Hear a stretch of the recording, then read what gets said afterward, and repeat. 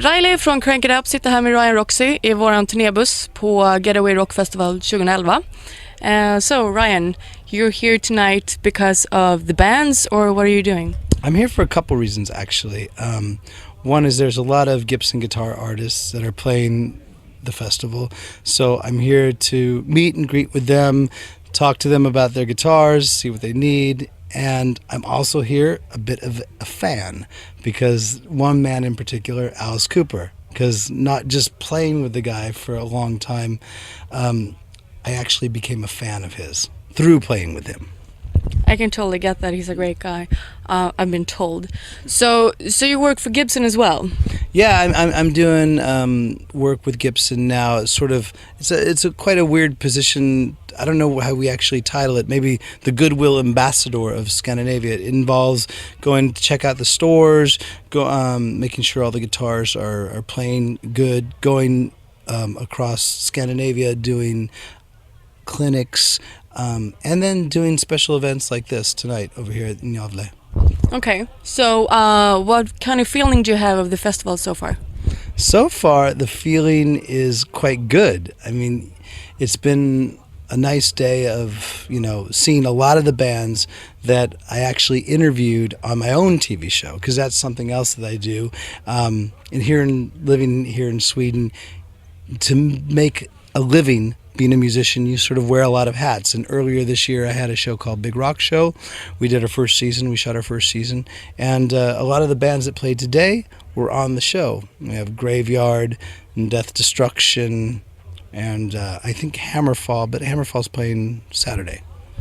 Yes, they are, Saturday night. Yeah, lots of these bands. And it was a good chance for me to check out the guys that I had talked to, interviewed, got to know, to see what they do on stage and play. And they played their asses off today.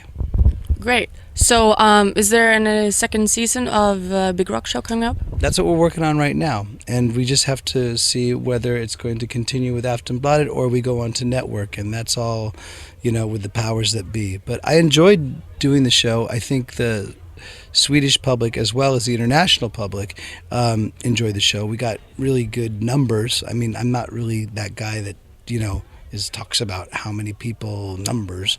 I don't really know what that means, but I know our advertisers were happy. You told me earlier that some young guys recognized you from the TV show. How's that to be recognized from this kind of artistic way instead of being on stage performing with a musician? It's quite cool because, obviously I'm much shorter in real life than I am on TV.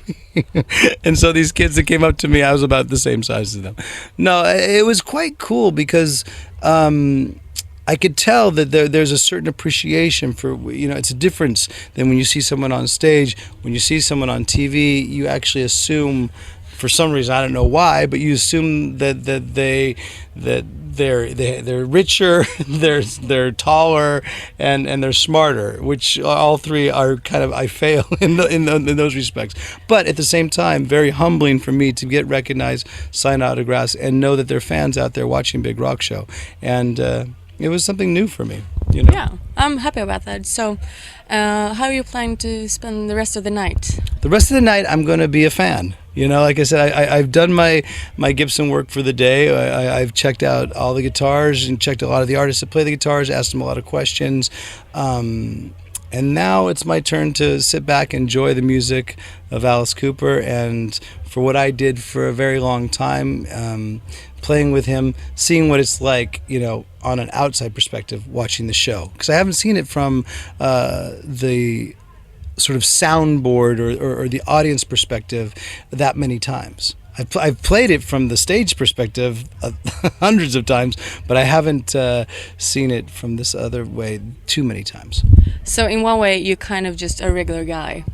Of course you are, but people don't see that because, as you said, they have this kind of image of you already. So I think anyone that sits down and talks to me or comes up to me, I pretty much talk people straight in the eye, and I've learned that from Alice Cooper. For one, he's one of the biggest influences of me, not just musically, but as a person of how to handle success if it ever comes your way.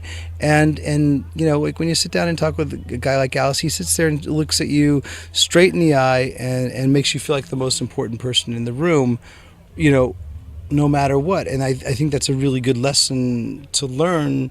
If you're anybody, you know, you should actually be engaged in conversation, you know, whether you're doing an interview or whether you're just having basic conversation. So he's a real inspiration for me, and hopefully I can be some sort of inspiration to these kids watching the show.